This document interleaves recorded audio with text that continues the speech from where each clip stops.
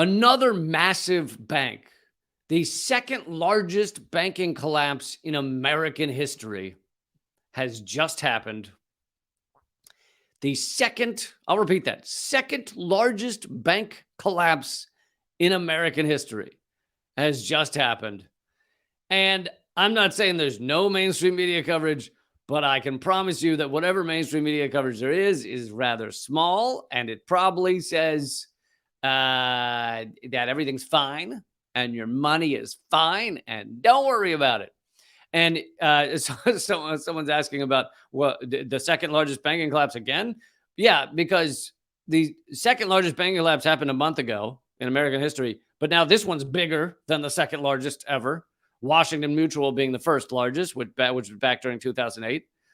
And so this has now taken the place of the one that happened a month ago, meaning we've seen the second and third largest banking collapses in American history over the past month and a half. Now, First Republic Bank, second largest collapse in American history.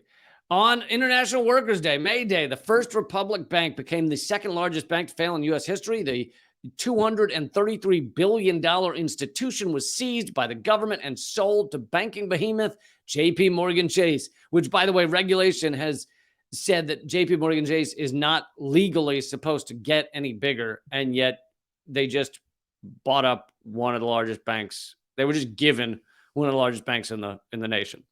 First Republic is the third bank to fail in the U.S. since March, surpassing the spectacular failure of Silicon Valley Bank on March 10th. Silicon Valley Bank's depositors were bailed out by the U.S. government to the tune of $151 billion. Up until May 1st, Silicon Valley Bank had been the second largest bank failure in the history of the country.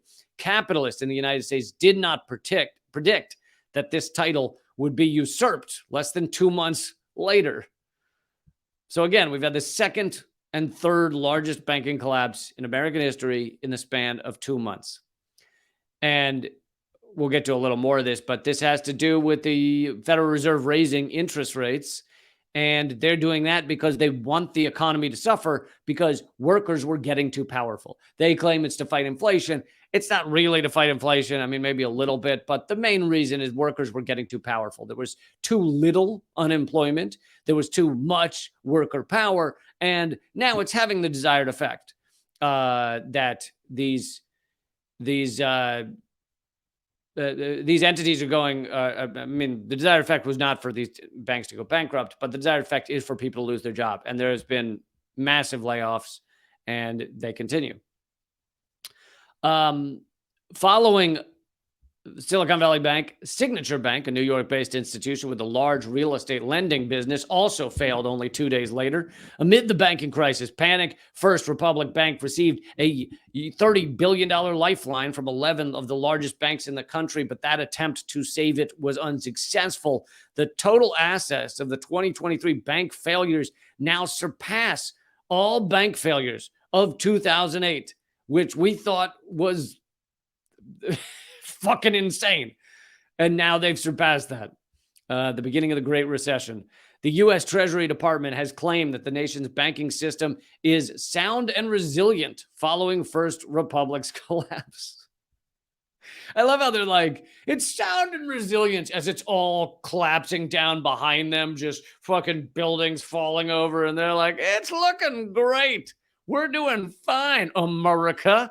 And meanwhile, just fire and carnage. A dude naked on fire runs by. And then you've got our PR people of America standing out front going, your money is safe. Have no fear. Everything is fine here. Nothing to see behind me. That's exactly what's going on right now.